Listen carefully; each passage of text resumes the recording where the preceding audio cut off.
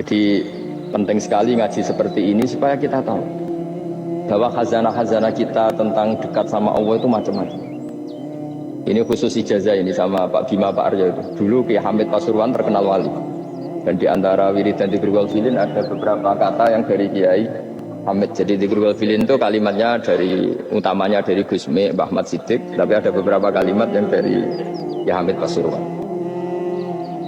Saya tahu banyak lah karena bapak saya juga temannya Gusmi dan mbah saya kandung sepupu sama Mbah Hamid. Itu kalau ada orang sepuh-sepuh Pak Bima kayak jenengan Pak Aryo disuruh ngapalkan Quran, ya mereka protes. Masa saya hafal Pak? Sudah lah pokoknya ngapalkan. Ada yang 2 juz mati, 1 juz mati, karena ya sudah sepuh.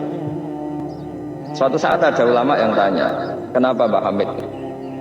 Biar kamu dalam perjalanan di dunia tercatat ini bercita-cita hafal Quran. Jika kalau mati berstatus man salaka thariqan yaltamisu fihi ilman sahalallahu lahu thariqan ilal jannah. Orang yang mati berorientasi ingin ngaji. Tapi kalau kamu tidak punya orientasi ngaji kan di otak kita andekan direkam Allah. Coba hati kita andekan direkam Allah.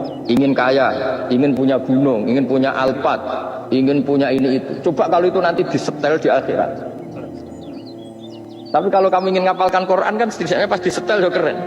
Ingin hafal Quran meskipun tidak hafal-hafal gitu.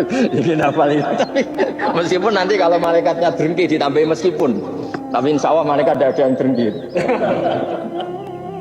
Tapi andekan kita nanti tidak punya cita-cita ngaji, itu rekaman kita hanya itu. Ingin mapan, ingin kaya, ingin menguasai dunia. Betapa malunya kita kalau rekaman itu kita dengar di depan Allah. Padahal nanti niat ini yang dihitung. Faman kanat hijratuhu ila Allah wa rasulih fa hijratuhu ila Allahi wa rasulih. Orang yang orientasinya hijrah. Hijrah itu meninggalkan yang buruk menuju yang lebih baik. Hanya untuk Allah dan Rasul, maka ya dihitung ke sana. Jadi misalnya Pak Bima, Pak Aryo ngapalkan Quran, siapa hafalnya? Tapi berarti perjalanannya ini mencari ridhonya Allah, itu ditulis. Tapi kalau kita orientasinya ingin mapan, ingin sejahtera, ya ditulis. Ini ingin punya rumah 2, ingin punya rumah di berbagai provinsi. Ini coba kalau itu nanti direkam. Terus ditanya Allah, inginnya kamu apa sih di dunia? Dan itu bisa menjadi status kita. Ngeri kan? Kita ketemu Allah dengan status tidak pencari Allah dan Rasul, tapi pencari kemapa? Nah itu cara Mbah Hamid untuk mendidik supaya orang itu orientasinya kepada Allah dan Rasul. Disuruh ngapalkan. Ini Pak Aryo cerita, bapaknya hanya disuruh ngapalkan apa? Rabbana dzlamna anfusana. Itu semalam nggak hafal apa. Dan alhamdulillah nggak hafalnya ditiru anaknya. Susahnya kemarin pas ngaji sama saya di kamar saya, saya punya kantor di depan rumah saya. Ya nggak hafal apa. Bener-bener konsisten. Jadi dulu bapaknya itu ketemu Gusmi di hotel. Jadi diajari semalam enggak hafal. Akhirnya hafal. Ya sampai nunggu sekian tahun mungkin. Jadi yang penting, jadi ulama dulu itu pinter cara menuntun umat menuju Allah dan Rasul. Diajarin. Sebenarnya ada Dzikrul Ghafilin.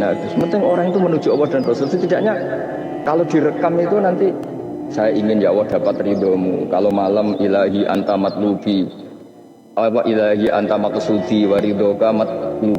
Meskipun semalam hanya dilafadzkan sekali, setidaknya Allah mencatat, ya Allah engkau yang kami cari, ridhomu yang kami cari. Kalimat itu kalau terulang-ulang itu menjadi mental dan lama-lama jadi status. Daripada sebelum tidur, kapan ya sugih. Jare Pak Bima kapan gak jadi anak buah. Kok nanti yang menteri ya mikir, semoga gak kena reshuffle gitu terus pikirannya. Nah ini kan kalau ngaji saya menyinggung, yang salah ada saya, sing ngongkon ngaji sopo. Saya makanya saya santai saja. Sampean kecewa malah bagus karena ndak ngel-ngelo saya lagi. Jadi penting sekali ngaji seperti ini supaya kita tahu bahwa khazanah-khazanah kita